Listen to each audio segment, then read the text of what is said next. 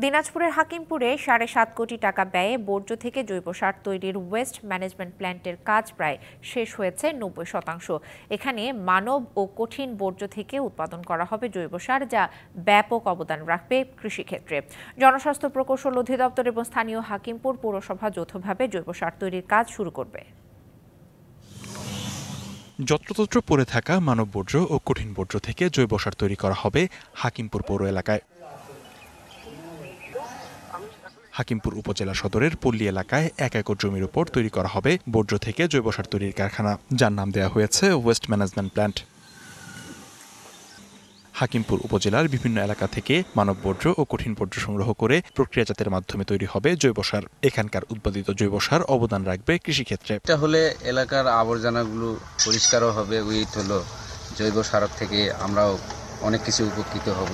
যে সার তৈরি হবে, এই সার থেকে আমাদের অনেক উপকার হবে।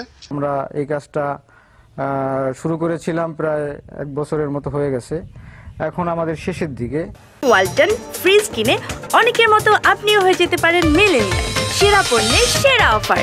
৭.৫ কোটি টাকা ব্যয়ে তৈরি ওয়েস্ট ম্যানেজমেন্ট প্ল্যান্টটি যৌথভাবে পরিচালনা করবে উপজেলা জনস্বাস্থ্য প্রকৌশল অধিদপ্তর ও হাকিমপুর পৌরসভা। কর্তৃপক্ষ জানিয়েছে এরই মধ্যে শেষ হয়েছে প্ল্যান্টের ৯০% কাজ।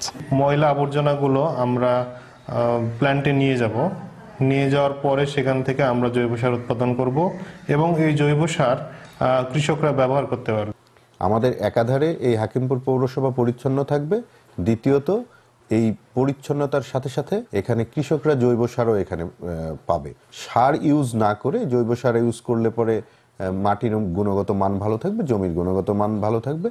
ওয়েস্ট ম্যানেজমেন্ট প্ল্যান্ট প্রকল্পের উৎপাদিত জৈব সার একদিকে যেমন কৃষিক্ষেত্রে অবদান রাখবে, অন্যদিকে ময়লা আবর্জনা থেকে পরিবেশ দূষণ রোধ হবে। DBC news desk.